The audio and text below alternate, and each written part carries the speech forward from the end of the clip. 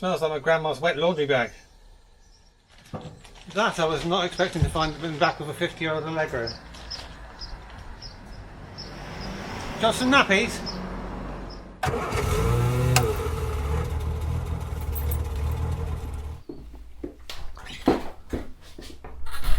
Hello, welcome back to the channel. Guys, I'm very excited. As you would have seen from the last video introduction, we have a new project. It's a very early surviving Mark 1 Austin Allegro SDL in a very, very rare colour, Rhine Gold Metallic. Now the story behind this car was apparently it was in a farmer's shipping container for well over 3 decades. It was bought by a couple of people who've had it since. They've not done anything with it. I think they've tried to get it started. We're moving on and trying to do that ourselves. But today, let's have a look at the vehicle and see what we bought. It is full of junk, so I need to strip all that out and see what the floors are like. I know it's going to need some welding and quite a bit of work because it's quite rusty in places, but let's have a look and see what we bought. It is hot today. The first place you should start when working on the car is in the boot, because that's going to tell you the whole history of the vehicle in an instant. So let's see what's hiding inside. Going to wear gloves for this. Help me understand. It's fine. I think we're going to have to make 2 piles, a good pile and a not so good pile.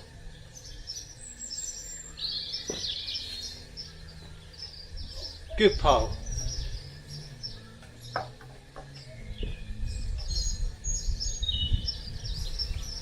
Now I do know this car hasn't a petrol tank, so that's obviously come out of the petrol tank.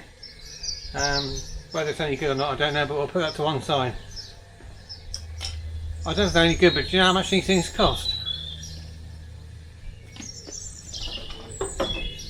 Ah.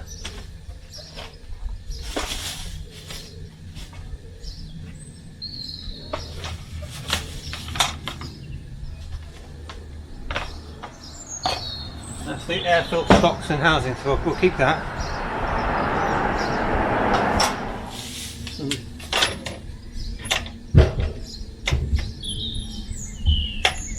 More wheel trims.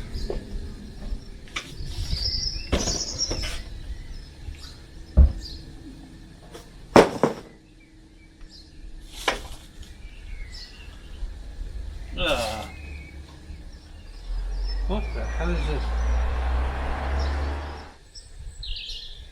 I've no idea what these are, guys. They don't look Allegro, but I'll put them to one side.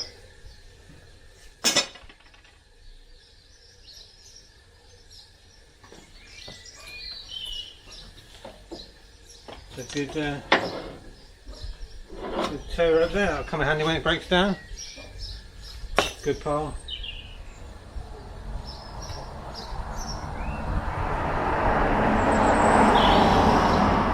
One sieve fuel pump. Sure what that is. It doesn't look Allegro again, so it would. No, it's definitely not.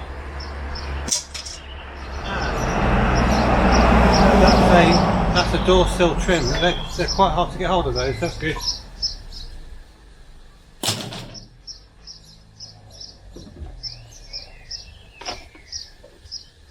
Well, how many more cans of this stuff is there? Probably not any good anymore, guys, but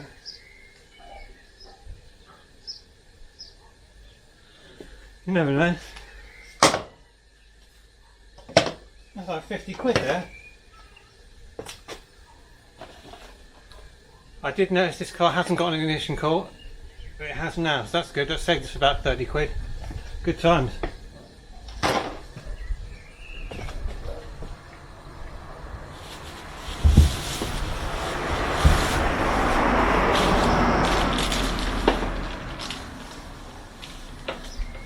We got nappies.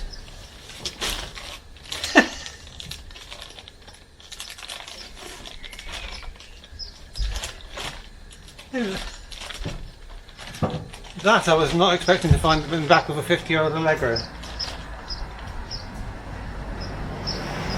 Got some nappies? Maybe? What size are they? I've no idea. Oh yeah. Yeah, that's going in the bin.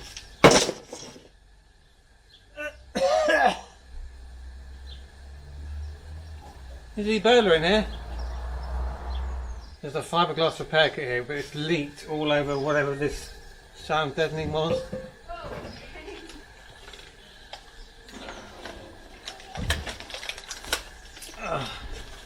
Why did you do that?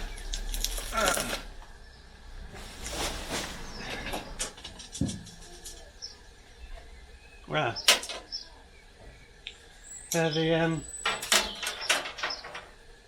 boot trims, that's cool.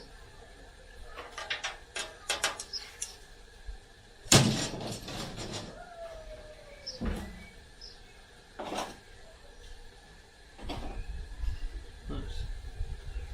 Shame that's broken, but we got spares of those. And that's not broken, they're quite hard to get hold of those, that's good. Put that in a good pile.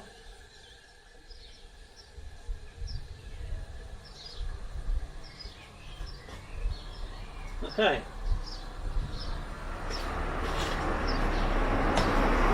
That's not too bad,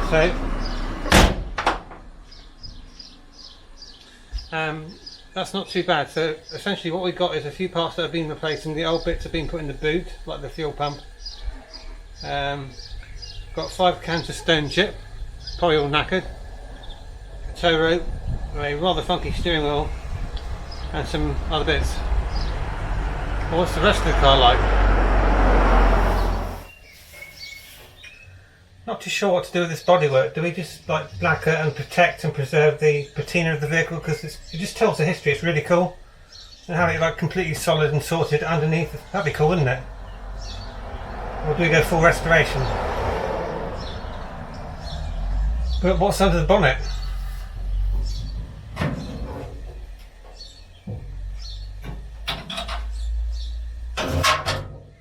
Well, to start off with, it's largely complete. The airbox we know we've got because that was in the boot. It's got a newish fuel pump on there. Now, when this arrived the other day, something weird is going on with the gearbox because it's locked in gear. Now, initially I thought the slave cylinder would see, so we disconnected that because it would only move with the clutch, with your foot on the clutch pedal. But whatever you do with the gear lever, it's not coming out of gear. So I will need to jack it up at some point and try and disconnect the gear linkage and just see if I can get the car out of gear, because at the moment it won't roll without a lot of force. We know the engine's not seized because it's actually turning. In fact, to get this car moved onto the driveway, I had to remove all 4 plugs and take the fan belt off just to let the engine turn over a bit easier. So something odd is going on with the gearbox. Hopefully it's not knackered.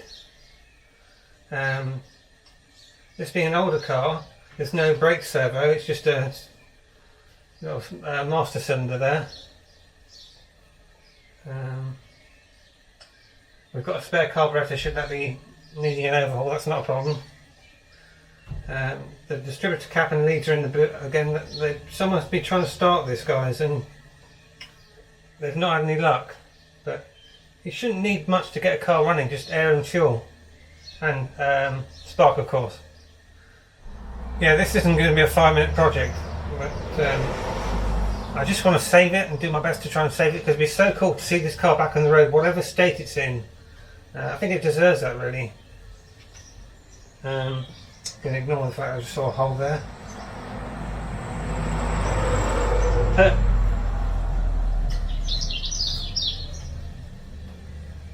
It's an A series, it's going to run.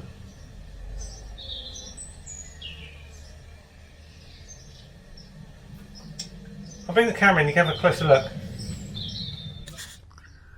I think this is a genuine 80,000 mile car. But it's all there, guys.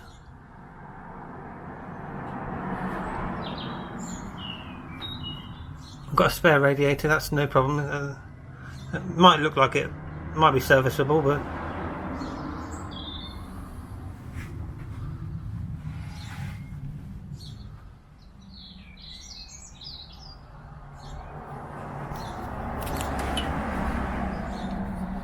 water pump's not seized. That seems largely free. Yeah.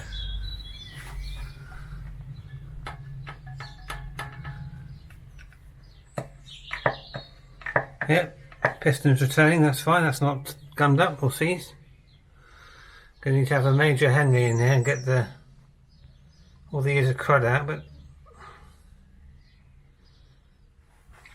oh, that's the clutch slave I had to take off the other day because I thought that was the issue, but clearly it's not. I'll get that attached back on there. I might just fit a new seal kit. I'll get that off, and that might be serviceable, you never know. They're quite hard to get hold of those. That's going to be a pain if we need to buy another one of them. See, the distributor's been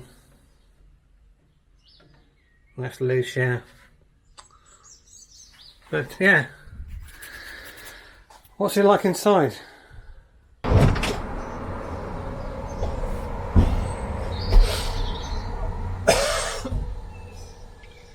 Smells like my grandma's wet laundry bag. It's a good thing you can't smell this. What have we got, guys? Oh, we've got the steering column. Like I said in the last video, these are like hen seat. It's unobtainium, so that's great to have that. Someone's carefully taken that off. It looks like a choke cable. Looks good. So we'll very carefully put that aside because these things are you just cannot get them. That's awesome.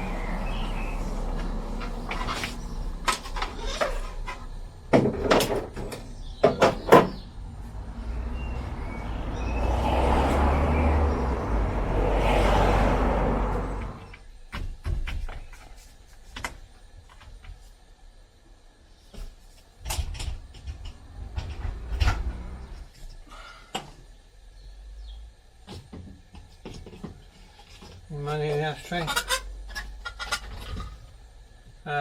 Hose clips and a couple of bolts.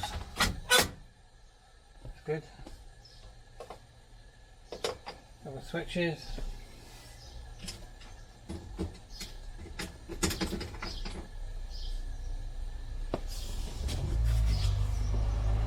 Oh, hello.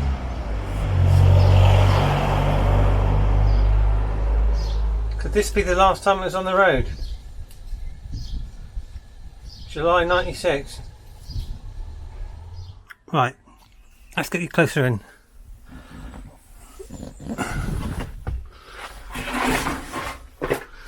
This is all got to go. This is just holding and damp, really. Might be able to reuse that, you never know. Oh yeah, absolutely sodden. There's a screw for the another screw for the sill trims. A couple of badges there, that's cool.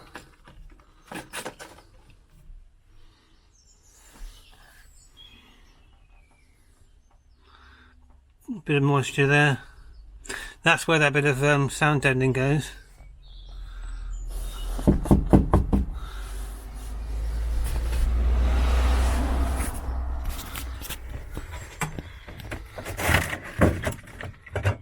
Water, that's alarming.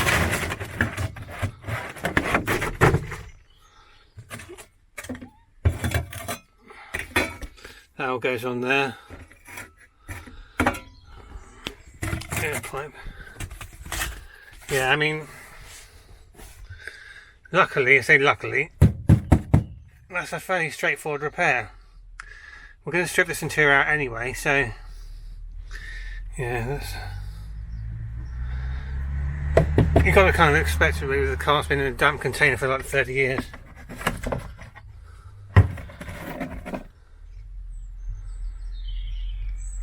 Evidence that someone's been trying to get this car going again. Let's have a look in the back.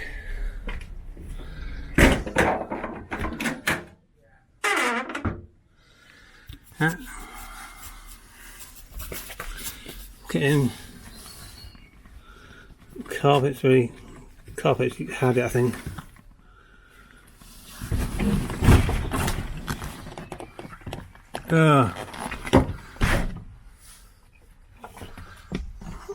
That's that. I've gone through now. All good in there.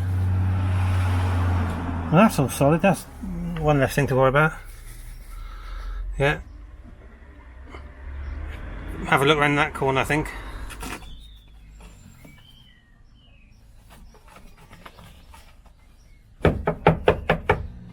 Oh, that's just underseal, I think. Yeah, that carpet's going to have to come out, and we can thoroughly clean the floor pan.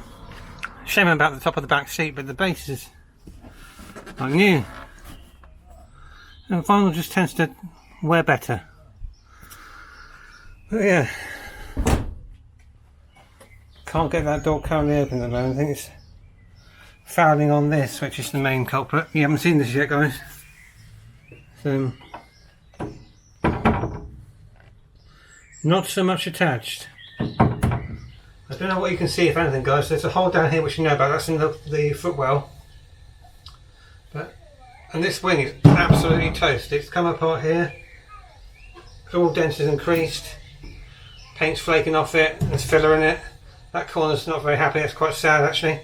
And then again down there as well. But again, it's all part of this wing. These are welded on, so they're a pain in the ass to change, and you can't get them. So good times. But largely, I'll bring you in again. You can have a look at what I'm looking at. Get the light in the right place.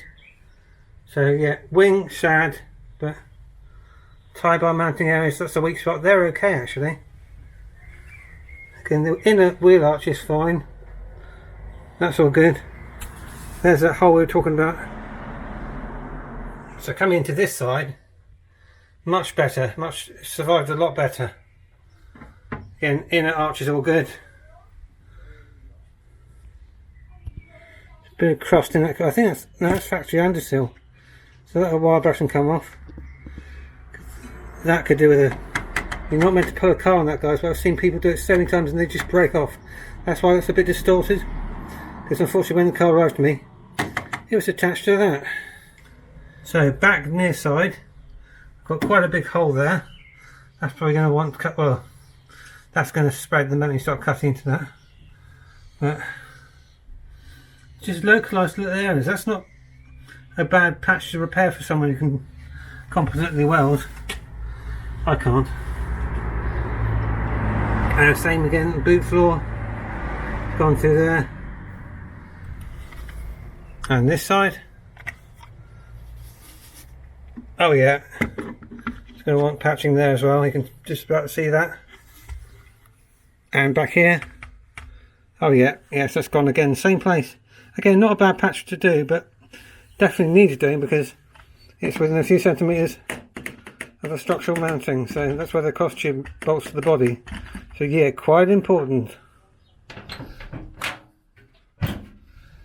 I'll just show you in the boot again.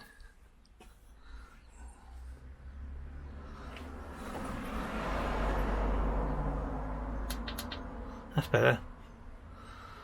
So yeah, you see it's gone through there. Rear valance. But very savable. I mean, the inner arches are all good. Looks like it's had a bit of wax all up there in the past. There's evidence of that. Historic undersealing. There's a hole down there, so imagine if we wire brush all that, it's getting a bit frilly, but yeah. Just a quick look underneath it. Oh, right. I don't know what you can see, if anything, guys. It's actually really pretty good. Everything's covered in surface rust.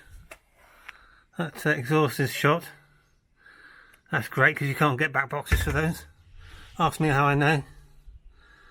That's going to all want wire brushing. I did inspect this. Sorry about the bad camera work, guys, but I'm on my hands and knees. I did look at this on a trailer. It's not actually it's not bad underneath at all. I'm just filming blind, so apologies if I don't appear to be filming anything in particular. But Yeah, so quite a bit of work ahead of us, but not too bad. The bodywork's actually not in bad a condition. It's just, well, I guess it is. It's terrible. So in the next episode, I'd like to see if we can get the car running, because that's a major hurdle to overcome if we can get it to start.